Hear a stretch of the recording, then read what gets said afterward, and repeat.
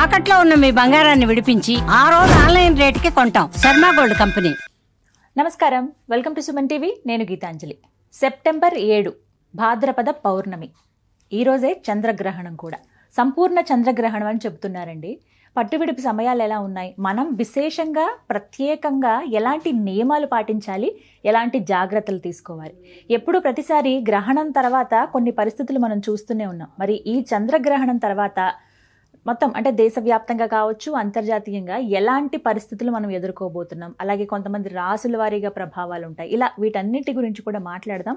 ముందుగా ఈ గ్రహణం వల్ల కలిగేటువంటివి ఏంటి, మనం తీసుకోవాల్సిన జాగ్రత్తలు తెలుసుకుందాం. వివరించేందుకు ప్రస్తుతం మనతో పాటు ఉన్నారు గురువుగారు. ప్రత్యేకంగా వీరి గురించి చెప్పాలి. సుమన్ టీవీ ప్రేక్షకులకు పరిచయం అవసరం లేదని చెప్తాను. పితృదోషాలకి సంబంధించండి గత 12 సంవత్సరాలుగా విశేషంగా పూజలు చేయించడంతో పాటుగా కొన్నేళ్లుగా చూడొచ్చు వారి రికార్డ్ అయితే 20,000 మందికి పైగా ఆయన జాతకాలు చూసి వాళ్లలో మార్పు తీసుకొచ్చారని చెప్పుకోవచ్చు. చాలా మంది వెయిట్ చేస్తూ ఉంటారు, ఇలా గురువుగారితో ఎప్పుడైతే జాతకం చెప్పించుకుందామా, మేము ఇలా పరిహారాలు పాటించడం వల్ల మా జీవితంలో మెరుగుపడ్డామని, ఇలా చేసామని చాలా మంది చెప్తూ ఉంటారు. స్వయంగా కామెంట్స్లో చెప్తూ ఉంటారు.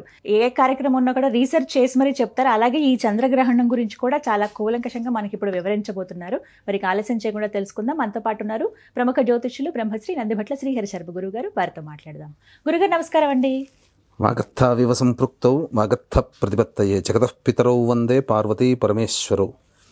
ఆదిత్యాయ చ సోమాయ మంగళాయ బుధాయ చ గురుశుక్రశనిభ్యశ్చ రాహవే కేతవే నమః. శృంగేరి జగద్గురు పీఠాధిపతులు, కంచి పీఠాధిపతులకి నమస్కారములు తెలియజేసుకుంటూ కార్యక్రమాన్ని ప్రారంభిద్దాం. గురుగారు, గ్రహణం అంటేనే ఒక భయం పట్టుకుంటుందండి, ఎందుకో తెలియనిది. మరి ఈసారి ఎలా ఉంది, ఏంటి? సంపూర్ణ చంద్రగ్రహణం అంటున్నారు, వివరాలన్నీ మాట్లాడదాం. తప్పకుండానమ్మా. అంటే మీరు అన్నట్టుగా ఒక మాటకి చెప్పాలి అంటే నిజంగా భయపట్టుకునేటువంటి పరిస్థితులు ప్రస్తుత కాలమాన పరిస్థితులకు ఉన్నాయి. ఎందుకు అనంటే పోయిన ఫాల్గుణ మాసం మార్చి 14 మరియు మార్చి 29 ఈ 2 రోజుల్లో చంద్రగ్రహణము సూర్యగ్రహణం ఏర్పడింది. మన భారతదేశానికి సంబంధం లేకపోయినా దీని తదనంతరం విపత్తులు ప్రపంచవ్యాప్తంగా ఎదుర్కోవాల్సి వస్తుంది. మన భారతదేశం ఏమీ మినహాయింపు కాదు. ఖచ్చితంగా కొన్ని విపత్తులు మనకు కూడా ఉంటాయని ఆనాడు మనం చెప్పుకోవడం జరిగింది. చాలామంది మన భారతదేశానికి కనిపించదు కాబట్టి ఇదంతా సుత్తి సోది తప్ప ఏం లేదు, దీని గురించి పట్టించుకోవాల్సిన అవసరం లేదని అనేక కామెంట్లు పెట్టడం జరిగింది. కానీ వాస్తవ విషయానికి వచ్చేసరికి పెహల్గాం దాడి కావచ్చు, లేకపోతే ఇతరత్ర అనేక ప్రమాదాలు కావచ్చు, వందల మంది వేల మందిని కోల్పోవాల్సినటువంటి పరిస్థితి, అసలు పాకిస్తాన్కి మనకి యుద్ధం వచ్చినటువంటి పరిస్థితి ఏర్పడింది. ఇవన్నీ మన భారతదేశంలో కనిపించకపోయినా ఏర్పడినటువంటి విపరీత పరిణామాలు. అటువంటిది ఈ యొక్క భాద్రపద మాసం పౌర్ణమి రోజున ఏర్పడబోయేటువంటి సంపూర్ణ చంద్రగ్రహణ ప్రభావం మన భారతదేశంలో కనిపిస్తుంది. కాబట్టి వీటికి సంబంధించినటువంటి పూర్తి వివరణలు తెలుసుకొని తగు సూచనలు సలహాలు పాటించి పరిహారాలు ఎవరైతే చేసుకుంటారో వాళ్ళకి ఈ గ్రహణ తదనంతరం వచ్చేటువంటి విపత్తుల నుంచి వాళ్ళకి తప్పకుండా ఉపశమనం లభిస్తుంది. మనం గమనించుకున్నట్లయితే ఈ రోజున మనం గమనిస్తున్నట్లయితే ఈ సాఫ్ట్వేర్ జాబుల్లో చేసేటువంటి వాళ్ళకందరికీ లైఫ్లో అనిశ్చితి ఈ గ్రహణం తర్వాతనే కదా ఏర్పడింది ప్రపంచవ్యాప్తంగా. అది దీనికి ముఖ్య కారణం అమెరికాలో ఈ 2 గ్రహణాలు కనబడ్డాయి. ఈ అమెరికాలో ఈ 2 గ్రహణాల సందర్భంలోనే ట్రంప్ ఎలక్షన్ అనేటువంటిది ఎలక్ట్ కావడము, తదనంతరం ఆయన తీసుకున్న నిర్ణయాల వల్ల ఇప్పుడు అమెరికా యొక్క పరిస్థితి ఏ విధంగా ఉంటుంది అనేటువంటిది మనం చూస్తూనే ఉన్నాం. పరిస్థితులు ఇలా ఉంటాయండి. నిజమే, మీరు అన్న మాట కూడా కరెక్టేనండి. గతసారి ఎప్పుడైనా పోల్చుకుంటాం అంటే ఇంతకు ముందు రోజుల్లో అయితే గ్రహణం కదా ఏముందిలే, అవి జరుగుతూ ఉంటాయి, అది ప్రక్రియ అనుకుంటాం. కానీ ఆ ప్రభావాలు చూశాక భయం అనేది పట్టుకుంటుంది. ఖచ్చితంగానమ్మా. మరి ఈసారి పట్టువిడిపు సమయాలు భారతదేశంలో ఖచ్చితంగా కనపడుతుంది అంటున్నారు. తీసుకోవాల్సిన జాగ్రత్తలు, నియమాలు, ఇలా చాలా సందేహాలు ఉన్నాయండి. అవన్నీ ఒక్కొక్కటిగా అడుగుతాను. ముందుగా వీటి గురించి వివరించండి. పట్టు విడుపు సమయాలు కనుక చూసుకుంటే 9:57 ఈ సంబంధించినటువంటి గ్రహణం ప్రారంభమవుతుంది. మధ్య మోక్షకాలము 11:52 రాత్రి, దాదాపు 8 నుంచి 10 నిమిషాల పాటు ఆ విధంగా. అంటే మోక్షకాలం అంటే ఏంటి? సంపూర్ణముగా చంద్రుడు కనబడనటువంటి పరిస్థితి. ఇది దాదాపు 8 నుంచి 10 నిమిషాల దాకా ఉంటుంది, చాలా అతి సుదీర్ఘంగా. తర్వాత 1:27 వరకు ఈ యొక్క గ్రహణ ప్రభావం ఉంటుంది. అంటే దాదాపుగా 3 గంటల 10 నిమిషాలమ్మా. 3 గంటల 10 నిమిషాలు సుదీర్ఘమైనటువంటి చంద్రగ్రహణం, సంపూర్ణ చంద్రగ్రహణం భారతదేశం అంతటా కూడా వ్యాపించి కనిపిస్తూ వస్తుంది. ప్రపంచవ్యాప్తంగా శాతం మంది ప్రజలకి ఇది కనిపిస్తుంది. అయితే కనిపించినటువంటి ప్రదేశంలో ఆచార వ్యవహారాలు పాటించాలి. కానీ ప్రపంచవ్యాప్తముగా ఈ గ్రహణ ప్రభావము తదనంతరం కొంత పరిణామాలు సృష్టిలో చోటు చేసుకుంటాయి. ఎందుకు అనంటే గత మార్చి నెలల్లో ఒకే నెలలో, అంటే మార్చి అంటే తెలుగు సంవత్సరాల ప్రకారం ఫాల్గుణ మాసంలో 2 గ్రహణాలు ఒకే నెలలో సంభవిస్తే ఈ యొక్క భాద్రపద మాసంలో కూడా 2 గ్రహణాలు ఈ యొక్క మాసంలో ఏర్పడబోతున్నాయి. 21వ తారీఖు అమావాస్య మనకు లేకపోయినప్పటికీ సంపూర్ణ చంద్రగ్రహణం అయిన తర్వాత 21 సెప్టెంబర్ రోజున చూడామణి నామక కేతుగ్రస్త సూర్యగ్రహణం ఏర్పడుతుంది. 21వ తారీఖు మనకు కనిపించదు. ఆచార నియమాలు పాటించలేదు, అవసరం లేదు. కానీ దీని తదనంతరం కొన్ని రాశుల్లో జన్మించినటువంటి వాళ్ళకి ఏ గ్రహణం అయితే ఏ రాశిలో సంభవిస్తుందో దాన్ని బేస్ చేసుకొని కొన్ని రాశుల్లో జన్మించినటువంటి వాళ్ళకి కొంత ఇబ్బందులు సమస్యలు తప్పవు. కొంతమందికి యోగములు, కొంతమందికి మధ్యస్థంగా ఉంటాయని చెప్పవచ్చు. సుమారుగా 9:57 అంటే 10 అవుతున్నట్లుగానే ఆహార నియమాలు, ఏ సమయానికి ఆహారం తీసుకోవడం ఆపేయాలండి? రాత్రిపూట కాబట్టి ఈ సంబంధించినటువంటి వ్యవహారంలో సూర్యగ్రహణం అయితే 6 జాములు, చంద్రగ్రహణం అయితే 3 జాముల ముందు ఎటువంటి ఆహారం తీసుకోకూడదని చెప్పబడి ఉంది. అంటే ఈ చంద్రగ్రహణం రాత్రి 9:57 కాబట్టి సుమారు మధ్యాహ్నం 12:30 గంటల లోపల ఈ యొక్క భోజనాది కార్యక్రమాలు పూర్తి చేసుకోవాలి. ఇక వయోవృద్ధులు, అనారోగ్యంలో ఉన్నటువంటి వాళ్ళు, గర్భవతులు, అలాగే చిన్నపిల్లలు, వీటికి కొంత ఎగ్జంప్షన్ మినహాయింపు అనేటువంటిది ఉంది. సాయంత్రం 6 లేదా మ్యాక్సిమం 7 లోపల తీసుకోవచ్చు. ద్రవ పదార్థాలు తీసుకోవచ్చు అమ్మా. ఆ విధంగా ఫ్రూట్ సలాడ్స్ కానీ పాలు ఇలా తాగవచ్చు. కానీ ఎక్కువ శాతం కడుపులో ఎటువంటి ఆహారం ఉండకుండా సామాన్య జనం ఉంచుకునేటట్టు ఉంటే ఆ గ్రహణ శూల ప్రభావం శరీరం మీద ప్రసరించకుండా ఉంటుంది. మధ్యాహ్నానికి ముగిస్తే మంచిది, సాయంత్రం మళ్ళీ తీసుకోకుండా. ఇక ఖచ్చితంగా అందరూ అడిగేది, అందరూ భయపడేది కూడా గర్భవతుల గురించి. గర్భిణీ స్త్రీలు ఏ విధమైన జాగ్రత్తలు తీసుకోవాలండి? అసలు గర్భిణీ స్త్రీలు అన్నప్పుడు ప్రధానంగా అతి సున్నితమైనటువంటి శరీరము గర్భవతులకు ఉంటుందమ్మా. ఎందుకంటే తనతో పాటు తన ఉదరంలో భవిష్యత్తులో జన్మించబోయేటువంటి బిడ్డ ఉంటుంది. కానీ ఇప్పుడు మనం చూసుకున్నట్లయితే చాలామంది తెలిసి తెలియక పల్లెటూరు ప్రాంతంలో కావచ్చు, కొంతమంది వ్యతిరేకించే ధోరణి వల్ల ఈ యొక్క గ్రహణం ఏర్పడుతున్న సందర్భంలో గ్రహణాన్ని గనక చూసినట్లయితే గ్రహణం మొర్రి వ్యాధితో జన్మించినటువంటి శిశువులు, అంటే ఈ పై పెదవి కావచ్చు, కింద పెదవి కావచ్చు, కొంత విధిగా లోపలికి నొక్కుకొని పోయి అక్కడికి కట్ అయిపోయి ముఖానికి కాస్త వికారంగా కనబడేటువంటి జన్మతో పుట్టినటువంటి పిల్లలు ఉన్నారు. మరి వాళ్ళందరి తల్లులు కూడా గర్భవతులు ఈ గ్రహణాలను చూడడం వల్లనే పుట్టింది. మామూలు సందర్భంలో ఎందుకో పుట్టరు. గ్రహణాలు లేని సంవత్సరం అంటూ కూడా ఉంది. 2020 కరోనా వచ్చిన సందర్భంలో 2020లో ఏ గ్రహణాలు లేవు. చాలా మటుకు ఇటువంటివి నమోదు కాలేదు ఎక్కడా కూడా. కాబట్టి గ్రహణం అనేటువంటిది ఉన్నప్పుడు సైన్స్ అనేటువంటిది దీన్ని చాలా తేలికగా తీసుకోవచ్చు, ఏం పర్వాలేదనొచ్చు. కానీ వచ్చే విపత్తుని మన వాళ్ళు కనిపెట్టారు, ఆచరించారు, ఫలితాలు పొందారు. కాబట్టి మన వాళ్ళంటూ దీన్ని ఆచరించే వాళ్ళు ఉన్నారు. కొంతమంది కమ్యూనిజం భావాలతో దీన్ని వ్యతిరేకించవచ్చు, అది వాళ్ళకి సంబంధించినటువంటిది. కాకపోతే గర్భవతులకి సంబంధించి ఒకప్పుడు ఉన్నటువంటి ఆచారం ఏంటంటే ప్రధానంగా ఇంటి తలుపులన్నీ మూసివేసి, కిటికీలు కూడా అన్నీ మూసివేసి హాయిగా నిద్రపోమ్మా, లేదా దైవనామ స్మరణ చేసుకుంటూ ఉండమ్మా, హాయిగా ఉండమ్మా, కానీ నిద్రపోకుండా ఉండు అని చెప్పబడేటువంటిది. కానీ ఈ మధ్య కొంతమంది తలకోక ఆలోచన అన్నట్టుగా, తనకు తోచిందే పైత్యం అన్నట్టుగా ఎవరికి తోచింది వాళ్ళు చాలా భయభ్రాంతులకు గురి చేసేసి ఈ గర్భవతులని అంటే ఒక చోట కట్టి ఎక్కడ కదలకుండా ఒక్క చోట కూర్చున్నట్టుగానే కూర్చొని శ్వాస కూడా తీసుకోకుండా నిలబడాలి గ్రహణం అంతసేపు అన్నట్టుగా భయపెట్టారు. ఒకవైపు తిరిగి పడుకోవాలి. గర్భవతుల యొక్క సంబంధించినటువంటి ఆచార వ్యవహారాల్లో నాన్ హిందూస్ ఇలా చెప్పారమ్మా. మన సనాతన ధర్మంలో ఎవ్వరూ కూడా గర్భవతుల్ని ఇలా కట్టిపడేసేటట్టుగా లేదు. కాకపోతే ఆ సమయం అనేటువంటిది విషవాయువులు, ఎందుకనంటే ఎక్స్రేస్, గామా రేస్ అనేటువంటివి, అల్ట్రావైలెట్ రేస్ అనేటువంటివి భూమి మీదకి నేరుగా ప్రసరించేటువంటి సమయం విషవాయువులు ప్రసరిస్తాయి. కాబట్టి ఆ విషవాయువులు ఏవి కూడా ఇంట్లోకి ప్రవేశం చేయకుండా కిటికీలు, తలుపులు అన్నీ మూసివేసి ఉండేవాళ్ళు. తదనంతరం అంటే ఇక్కడ ఏంటంటే ఆ సమయం అంతా కూడా దైవనామస్మరణ చేసుకుంటూ ఉంటే ఏ రకమైనటువంటి ఇబ్బంది ఉండదు అని మనకు శాస్త్రం చెప్పడం. కాబట్టి అందరూ కూడా వీక్షించేటువంటి ప్రేక్షకుల్లో గర్భవతులు గనక ఉన్నట్లయితే మొదటి నెల నుంచి నెలలు నిండినటువంటి గర్భవతులు అందరూ కూడా ఈ నియమాన్ని పాటించండి. ఎక్కువగా భయపడకండి. ఒకే చోట కూర్చోవాలనో మీరన్నట్టుగానమ్మా ఒకవైపే తిరిగి పడుకోవాలి, ఒకవైపే శ్వాస తీసుకోవాలి, ఇవన్నీ కాదమ్మా. మనకి ఇష్టం వచ్చినట్టుగా హాయిగా ప్రశాంతంగా దైవ ధ్యానంలో ఉండవచ్చమ్మా, తప్పులేదు. కాకపోతే గాలి పీల్చకూడదు, బయటికి వెళ్ళి తిరగకూడదు, అంతే. హాయిగా రెస్ట్ తీసుకోమని చెప్పండి. మిగతా తప్పకుండా. గురుగారు, దర్భ ప్రధానంగా ఈ గ్రహణం టైంలో చూస్తాం. అయితే ఆహార పదార్థాల్లో చాలామంది ఏంటంటే అంత ఒక్కొక్క డబ్బా తీసి అందులో వేయాల్సిన అవసరం లేదండి, ఇలా ఒక షెల్ఫ్ ఉంటే అక్కడ పెట్టేయటము, ఇలా చూస్తారు కొంతమంది. బాగా అంటే నిల్వ ఉండే పదార్థాలపైన ఎక్కువగా పెడతారు. పచ్చళ్ళు మరి ముఖ్యంగా వాటిల్లో వేస్తూ ఉంటారు, పప్పులు కానీ బియ్యం కానీ. ఇలా ముఖ్యంగా ఖచ్చితంగా వీటిల్లో ఉండాల్సిందే అనే వస్తువులు ఏమైనా ఉన్నాయండి? అన్నీనా?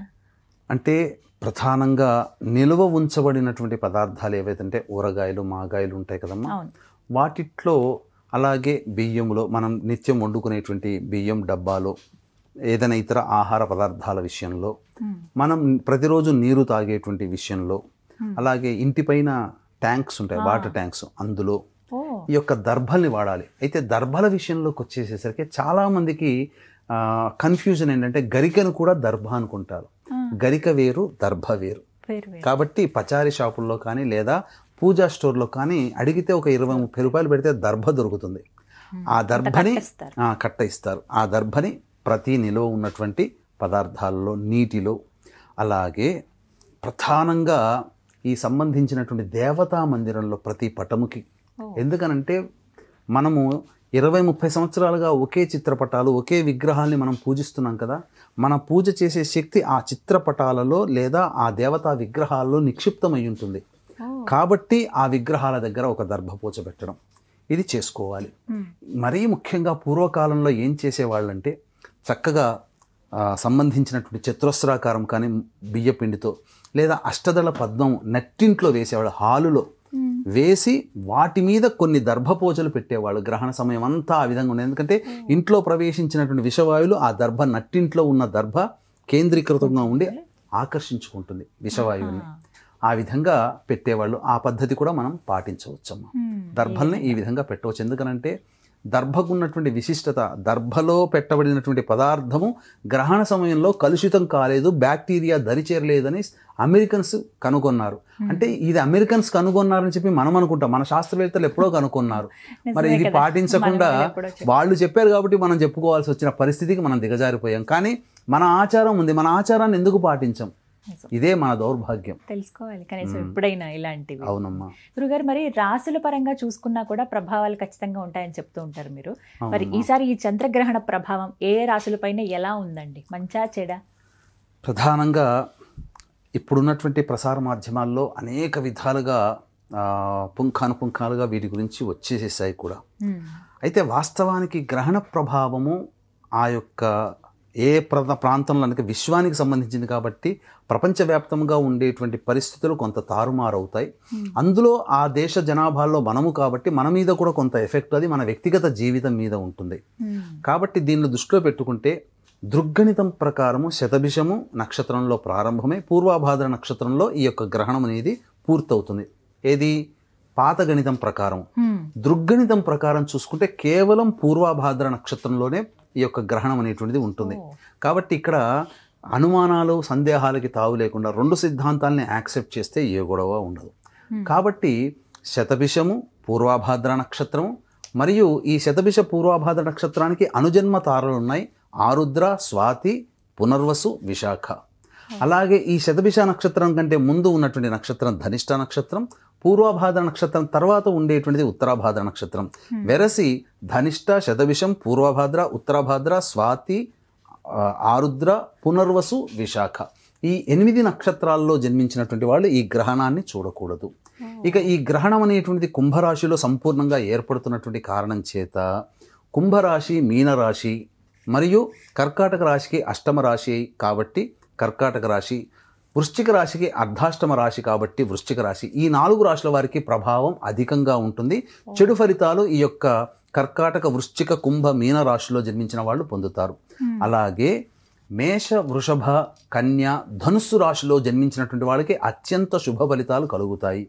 అలాగే మిథున, సింహ, తుల, మకర రాశులలో జన్మించినటువంటి వాళ్ళకి మధ్యస్థమైనటువంటి ఫలితాలు కలుగుతాయని మనకు శాస్త్రం తెలియబడుతుంది. కాబట్టి ఓవరాల్గా మనం చూసుకుంటే మిథున, కర్కాటక, సింహ, తుల, మకర, కుంభ, మీన రాశుల్లో జన్మించినటువంటి వాళ్ళకి కొన్ని ఇబ్బందులు తప్పవు. కాబట్టి దీన్ని దృష్టిలో పెట్టుకునే మన పీఠమాధ్వర్యంలో ఈ యొక్క సెప్టెంబర్ 8వ తారీఖు రోజున పూర్వభాద్ర నక్షత్రం రాత్రి 10 గంటల వరకు ఉంది కాబట్టి సాయంకాలం 6 గంటలకి ఈ యొక్క సంపూర్ణ చంద్రగ్రహణ దోష నివారణ పూజలు, హోమాలు అనేటువంటి జరిపించి శక్తిపాతము చేయబడినటువంటి కరుంగలి మాల ఇవ్వడం జరుగుతుంది. సాయంత్రం 5 గంటల లోపల గోత్రనామాలు నమోదు చేసుకోవచ్చు. అవకాశం ఉన్న వాళ్ళు కార్యక్రమ తదనంతరం కాంటాక్ట్ చేసి 8వ తారీఖు సాయంత్రం 5 గంటల లోపల నమోదు చేసుకునే ప్రయత్నం చేయండి. కేవలం 108 మందికి మాత్రమే ఈ కార్యక్రమంలో అవకాశం అనేటువంటిది ఉంటుందని చెప్పవచ్చు. అలాగే గురువుగారు, మీరు ఎప్పుడు చెప్తూ ఉంటారు సాధారణంగా గ్రహణ సమయం అనేది ఎంతో కీలకమైనది, శక్తివంతమైనది అని. అప్పుడు మనం ఏం చేసినా అది రెట్టింపు ఫలితాన్ని ఇస్తుంది అనేది కూడా మీరు పలు సందర్భాల్లో వివరించారు. మరి ఈ చంద్రగ్రహణాన్ని ఎలా వినియోగించుకోవాలో చెప్పండి. అంటే ఏమన్నా పరిహారాలు చేసుకోవచ్చా, లేకపోతే జపం, తప్పం ఇలాంటివి ఏవైనా కానీ? తప్పకుండానమ్మా. ఎందుకంటే ప్రతి మనిషికి కూడా ఒక కులంలో జన్మిస్తారు, కుల దేవత ఉంటుంది. అలాగే ప్రతి వ్యక్తి కూడా చాలామందికి ఎవరో ఒక గురువు గారు ఏదైనా మంత్రోపదేశం చేసి ఉంటారు. అటువంటి సందర్భంలో ఆ కులదేవత అర్చన ప్రతిసారి చేస్తారు. అలాగే గురువుగారు ఇచ్చిన మంత్రోపదేశం చేసుకుంటారు. ఇవన్నీ కూడా మాలిన్య దోషాల్ని కలిగి ఉంటుంది ఆ గ్రహణ సమయంలో. కాబట్టి అంతేకాకుండా ప్రధానంగా ఒక సహస్రనామం చదివాం, లలిత కానీ శివ కానీ ఏదైనా విష్ణు సహస్రనామం చదివామనుకోండి, 1000 సహస్రనామాలు చదివితే ఎంత పుణ్య ఫలితం వస్తుందో ఈ గ్రహణ సమయంలో ఒక్కసారి చదివితే అంత ఫలితం వస్తుంది. మీరు లెక్క పెట్టుకోండి, ప్రతిరోజు సహస్రనామం ఒకసారి చేస్తే 1000 సార్లు అంటే 1000 రోజులు పూర్తవ్వాలంటే ఎన్ని సంవత్సరాలు మీరు ధారపోయాలి? 3 సంవత్సరాలు ధారపోయాలి.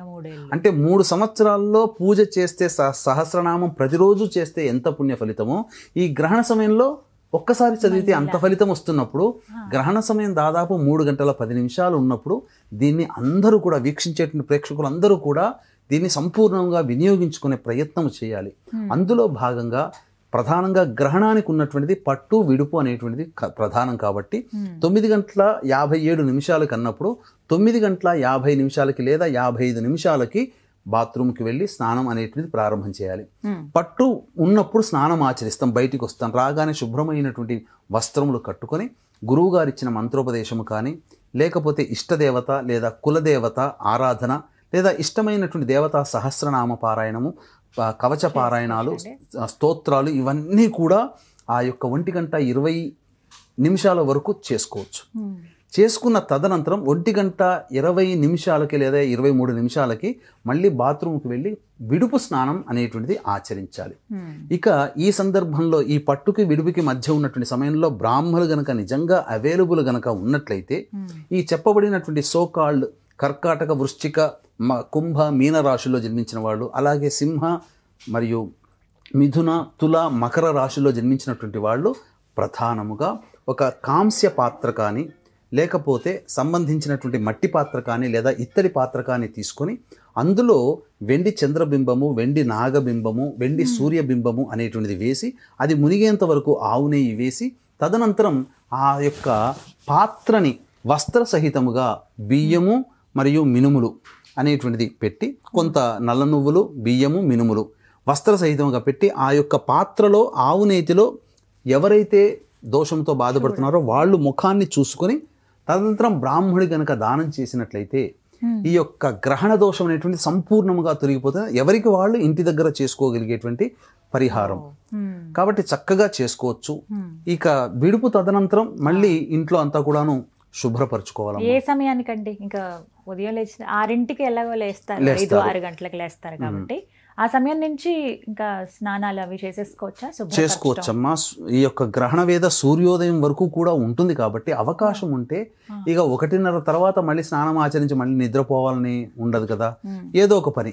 కాబట్టి దీనికి సంబంధించి పట్టు విడుపుకి ముందు, పట్టు కంటే ముందు ఒకసారి జాడి కట్టతో, చీపురు కట్టతో ఇల్లంతా శుభ్రపరచుకొని ఎటువంటిది లేకుండా ఉండి విడిచిన తదనంతరం స్నానం ఆచరిస్తాం కదా, తదనంతరం చక్కగా ఇంటినంతా కూడాను శుభ్రమైనటువంటి నీటిలో యాలకుల పొడి, పచ్చకర్పూరం పొడి, జాజికాయ, జాపత్రి, కుంకుమ పొడి, పసుపు, మాను పసుపు అని అంటారు, తర్వాత గోపంచకం ఇవన్నీ కలిపి చక్కగా ఆ ఇంటినంతా బట్టతో, మాఫ్తో గనక శుభ్రంగా తుడిచిపెడితే ఇంట్లో ఉన్నటువంటి నెగిటివ్ ఎనర్జీ పూర్తిగా వెళ్ళిపోతుంది. ఇక దేవాలయంలో కనుక మందిరంలో ఉన్నటువంటి చిత్రపటాలు విగ్రహాలని చిత్రపటాలు అన్నింటినీ కూడా తడిగుడ్డతో క్లీన్గా తుడిచేసేసి చక్కగా అలాగే విగ్రహాలని కుంకుడుకాయ రసంతో కానీ లేదా చింతపండు రసంతో కానీ లేదా నిమ్మపండు రసంతో కానీ విగ్రహాలని అంతా కూడా తుడిచి చక్కగా అంతా అయిపోయేసరికి 3-3:30 అవుతుంది బ్రహ్మ ముహూర్త కాలం. చక్కగా మళ్ళీ అదంతా అయిన తర్వాత మళ్ళీ అవకాశం ఉంటే మళ్ళీ స్నానం చేసి చక్కగా దీపారాధన చేసి చక్కగా విష్ణు సహస్రనామం లలితా సహస్రనామ పారాయణం చేసుకుంటే సూర్యోదయం అయిపోతూనే ఉండే చక్కగా చేసుకోవచ్చు. ఇటువంటి సమయం మళ్ళీ మళ్ళీ రాదు. ఎప్పుడో ఈ సంవత్సరంలో 2025లో ఇదేనమ్మా, తర్వాత ఇంకా లేదు, మళ్ళీ ఇంకా గ్రహణం లేదు, మళ్ళీ మాఘమాసంలో ఉంది, అది అంతేనమ్మా. అందుకని ఇలా చేసుకుంటే చాలా మంచిది. ఇల్లంతా కూడా ముఖ్యంగా ఆ సంబంధించినటువంటి ప్రాతకాలంలోనే ఆ ఇల్లంతా కడుగుతారు కదా, మళ్ళీ ఇల్లంతా కూడా స్వచ్ఛమైనటువంటి సువాసనతో కూడుకున్నటువంటి ధూపం అనేటువంటిది ఇల్లంతా ఉండాలి. ఏదైతే విషవాయువులు ప్రవేశించాయో ఆ విషవాయువుల్ని మళ్ళీ తిరిగి ప్రాళద్రోలే శక్తి ఈ యొక్క ధూపానికి ఉంటుంది. కాబట్టి ధూపం అనేటువంటిది చక్కగా చేసుకుంటే మంచిది. ఇక గణపతి నవరాత్రులు చాలా వైభవంగా జరుగుతున్నాయి. అయితే చాలా మంది ఈసారి ఏం చెప్తున్నారంటే చంద్రగ్రహణం ఉంది కాబట్టి 9 రోజుల్లోనే మీరు నిమజ్జనానికి పంపించేయండి గణపతిని అని చెప్తున్నారండి. 11 రోజులు ఉంచొద్దా? అసలు ఎప్పుడు నిమజ్జనాలు చేయాలి? వాస్తవాలు కొన్ని మాట్లాడుకుందామమ్మా. వాస్తవాలు మాట్లాడుకునేటట్టయితే గణపతి నవరాత్రులు అనేది పదమే లేదు. ఉన్నవే 4 నవరాత్రులు: ఆషాఢ గుప్త నవరాత్రులు, శ్యామ నవరాత్రులు, వసంత నవరాత్రులు, దుర్గా నవరాత్రులు. ఇవి 4. గణపతి నవరాత్రులు ఎందుకు వచ్చిందనంటే మనకు పూర్వం స్వాతంత్రం రాకముందు బ్రిటిష్ వాళ్ళు షూటెడ్ షాట్ ఆర్డర్ పెట్టారు. ఎక్కడ 3కి మించి ఒక చోట కలిశారు అని అంటే వాళ్ళని చంపేయండి అని చెప్పి. మరి స్వాతంత్రంలో ఎలా చేయాలి, ఎలా పథకాలు రచించాలి, ఎలా ఎవరికి మనం చేసుకోవాలని చెప్పి మన స్వాతంత్ర ఉద్యమకారులందరూ కలిసి బాలగంగాధర్ తిలక్ ఏం చేశాడంటే, ఈ పూజా మందిరం పూజలోనంటే ఎవరు భక్తిగా అందరూ వస్తారు, గుమికూడతారు, ఆ నెపంతో మనం మాట్లాడుకొని ముచ్చట్లు చేసుకొని ఏదైనా మనం పని చేయవచ్చు అనే ఉద్దేశంతో గణపతి నవరాత్రులని ప్రారంభించారు తప్ప మనకు వేదంలో కానీ శాస్త్రంలో కానీ గణపతి నవరాత్రులు అనే పదమే లేదు. ఇది సృష్టించబడినటువంటిది. కాబట్టి ముఖ్యంగా ఈ గణపతి వ్రతం అంతే. వరసిద్ధి వినాయక వ్రతం అన్నారు, వరలక్ష్మి వ్రతం అన్నారు, ఇష్టకామేశ్వరి వ్రతం అన్నారు, అలాగే వైభవలక్ష్మి వ్రతం అన్నారు, కాత్యాయని వ్రతం అన్నారు. వీటన్నిటికీ 9 రోజులు చేస్తున్నామా? ఒక్కరోజే చేస్తున్నాం. అలాగే ఇది కూడా వరసిద్ధి వినాయక వ్రతం ఇది. కాబట్టి ఒకరోజు పండుగనే, కానీ మనకి అలా చేస్తూ వస్తుంది. పైగా ఇప్పుడు మంటపాల్లో పెట్టేటువంటి 100కి 95% ఈ యొక్క ప్లాస్టర్ ఆఫ్ ప్యారిస్తో. దేవతాశక్తి ఎలా వస్తుంది ప్లాస్టర్ ఆఫ్ ప్యారిస్లో? రాదు. అలాగే ముఖ్యంగా మనం ఏ దేవతా మందిరంలో చూసుకున్నా 3 జాముల ముందు అనేటువంటిది పనికిరాదు అని శాస్త్రం. కాబట్టి చంద్రగ్రహణానికి మధ్యాహ్నం 12:30 ఏ దేవాలయమైనా కానీ క్లోజ్ చేసేస్తారు కదండి. కాబట్టి ఆ 12:30 లోపల 7వ తారీఖు రోజున పూజాది కార్యక్రమాలు జరుగుతున్నాయి కదా, నిమజ్జనం చేయడానికి ఇంకా తప్పేంటి? కాబట్టి నిరభ్యంతరంగా చేసుకోవచ్చు, తప్పేమీ లేదమ్మా. అయితే అనంత పద్మనాభ చతుర్దశి కాబట్టి ముందు రోజు అదేమి సంబంధించినటువంటి దేవతా ప్రతిష్ట, అసలుకి విగ్రహాలకి ఎక్కడా నిమజ్జనం లేదమ్మా. మనం చేస్తున్నాం అంతే. విగ్రహాలకి ప్రతిష్ఠించిన విగ్రహాలకి లేదు ఇది. కాబట్టి మనం పెట్టుకున్నాం కాబట్టి తీసివేయాలి. కాబట్టి ఇది ఆచారంలో భాగంగా వచ్చిందే. కానీ ముఖ్యంగా వీటికి నవరాత్రులు అనేటువంటిది 9 రోజులు అనేటువంటి చేసే 6వ రోజు వస్తుందండి చతుర్దశి, 6వ తారీఖు. 6వ తారీఖు వస్తుంది. 6వ తారీఖు చేసుకోవచ్చు, నిమజ్జనం చేసుకోవచ్చు, తప్పులేదు. ఖైరతాబాద్ వినాయకుడు, పెద్ద వినాయకుడు పెట్టేవాళ్ళంతా 6వ తారీఖే చేస్తున్నారు. కాబట్టి దీంట్లో ఏం తప్పులేదు, ఇబ్బంది ఏం లేదంటారు. మొత్తం మీద ఈ గ్రహణం భయపడకుండా పాటించాల్సిన నియమాలు పాటించి జాగ్రత్తలు అయితే తీసుకోవాలంటే. గురుగారు, మన వాళ్ళు దేశ విదేశాల్లో చాలా ప్రదేశాల్లో ఉన్నారు. మరి వారు ఈ చంద్రగ్రహణం సమయంలో ఎటువంటి నియమాలు పాటించాలంటారు? మనం చెప్పుకోవాలి అని అంటే గత మార్చి నెలలో ఏర్పడినటువంటి 2 గ్రహణాలు, సంపూర్ణ చంద్ర సూర్యగ్రహణాలకి సంబంధించి చూసుకుంటే అమెరికా వంటి దేశాలలో ఈ గ్రహణ ప్రభావం కనిపించింది. కాబట్టి ఆయా దేశాల వాళ్ళు పాటించారు ఆచార నియమాలు. గ్రహణం అనేటువంటిది ఎక్కడ ఏ ప్రాంతంలో కనిపిస్తుందో, ఏ దేశంలో కనిపిస్తుందో ఆ దేశానికి సంబంధించినటువంటి ప్రజలు ఆచార నియమాలు పాటించాలి. కానీ దీనికి సంబంధించినటువంటి తదనంతరం వచ్చేటువంటి పరిణామాలు ఏ రాశుల్లో జన్మిస్తారో అది ప్రపంచవ్యాప్తంగా కనిపించకపోయినా ప్రపంచవ్యాప్తంగా అందరికీ ఉపకరిస్తుంది. అందరూ దీన్ని నియమాన్ని పాటించాల్సిందే, ఆచార సాంప్రదాయాన్ని పాటించాల్సిందే లేదు. కాబట్టి వీక్షించేటువంటి ప్రేక్షకులు కూడా అమెరికా, మిడిల్ ఈస్ట్ కంట్రీస్ ఇలాంటి తదితర దేశాల్లో ఉన్న వాళ్ళు ఎవ్వరూ కూడా ఈ యొక్క గ్రహణానికి సంబంధించినటువంటి కనిపించదు కాబట్టి వాళ్ళు ఏమీ నియమాలు పాటించాల్సిన పని లేదు. కానీ రేపు 21 సెప్టెంబర్ రోజున వచ్చేటువంటి కేతుగ్రస్త సూర్యగ్రహణం ఏదైతే ఉందో అది న్యూజిలాండ్, ఆస్ట్రేలియా, అంటార్కిటికా ఖండము, ఫిజీ వంటి దేశాలలో ఈ యొక్క గ్రహణం ఏర్పడుతుంది. కాబట్టి ఆస్ట్రేలియా సంబంధించి న్యూజిలాండ్, ఫిజీ దేశాలలో, అంటార్కిటికా ఖండంలో ఉన్నటువంటి దేశాల్లో ఉన్న వాళ్ళు ఎవరైతే ఉంటారో వాళ్ళకి మాత్రం సూర్యగ్రహణ ప్రభావం ఉంటుంది. కాబట్టి వాళ్ళు ఆచార నియమాలు అప్పటి ప్రాంతాన్ని బట్టి ఆ సమయాన్ని బట్టి చేసుకోవాలి. కాబట్టి సర్వే సర్వత్రా ఈ 2 గ్రహణాలు ఒకే నెలలో భాద్రపద మాసం వస్తుంది. భాద్రపద మాసం అంటేనే లయం చేసుకునేటువంటిది. కాబట్టి భవిష్యత్తులో సంబంధించి కొన్ని విపరీత పరిణామాలు కొంత మనం చవి చూడక తప్పదు అని చెప్పవచ్చమ్మా. చాలా జాగ్రత్తలు అయితే చెప్పారు, తీసుకోవాలమ్మా. అయితే ఇంకా ఏమైనా పరిహారాలు చేసుకుంటే మంచిదంటారా? మానమాతృగా అంటే ఏదో ఒక తపన తాపత్రయం ఉంటుంది, ఒక భయం ఉంది, అలాగే బాధ్యతగా ప్రతి ఒక్కరూ ఆచరించవలసింది ఏంటండి? అంటే ఇంతకుముందు చెప్పుకున్నట్టుగా గ్రహణం అనేటువంటిది ఒకసారి సహస్రనామం చదివితే 1000 సార్లు సహస్రనామం చదివిన ఫలితం వస్తుంది. కాబట్టి మనము సాధారణంగా ఆ సమయాల్ని మనం వదులుకోకూడదమ్మా. కాబట్టి చాలామంది ఇప్పుడున్నటువంటి పరిస్థితుల్లో నరఘోష, నరదృష్టి, అలాగే ప్రయోగ బాధలకు ఎక్కువగా గురవుతున్నారు చాలామంది. ప్రతి కుటుంబంలో ఈ ప్రయోగ బాధలు, ఇటువంటి కారణాల వల్ల దాని నుంచి రక్షించుకోవాలి, మన మీద ఉన్నటువంటి ప్రయోగం తొలగిపోవాలి అని అంటే ఖచ్చితంగా గ్రహణ సమయంలో నృసింహదేవత ఉపాసన కానీ, సుదర్శుని దేవత ఉపాసన కానీ, ప్రత్యంగిర దేవత కవచ పారాయణం కానీ చేసుకోవాలి. ప్రతి వ్యక్తికి కూడాను ఆ యొక్క ప్రయోగం అనేటువంటిది తొలగిపోతుంది. ఇక తదనంతరం చాలామంది ఆ యొక్క సమయంలోనే దానాది కార్యక్రమాలు చేయాలి.